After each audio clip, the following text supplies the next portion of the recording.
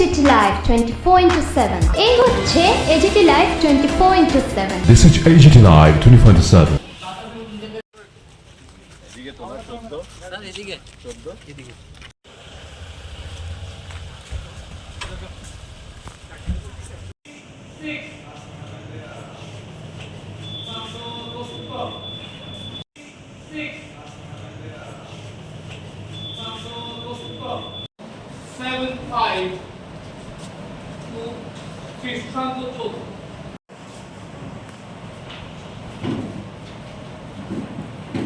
দাদা ভোটটা দিয়ে একটু হাতটা দিয়ে একটু দেখাই না আচ্ছা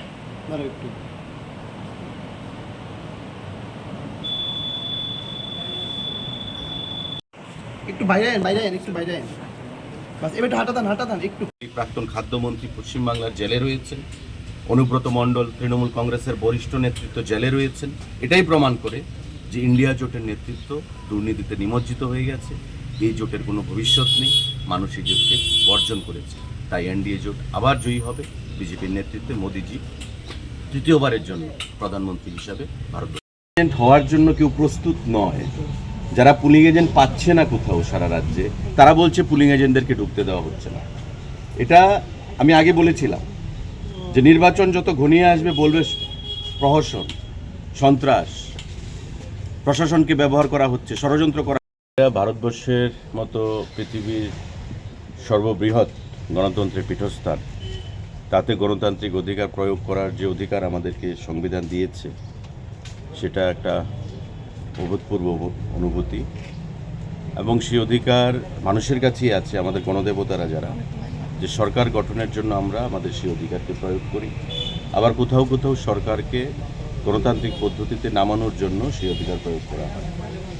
তো আজকে লোকসভা নির্বাচনের প্রথম ধাপ 24-এ শুরু হয়েছে সারা দেশে, এবং আমাদের রাজ্যেও একটি আসনে, পশ্চিম আসনে, ভারতীয় জনতা পার্টির প্রার্থী বিপ্লব কুমার দেব এবং ইন্ডিয়া জোটের প্রার্থী রয়েছেন বিরুদ্ধে।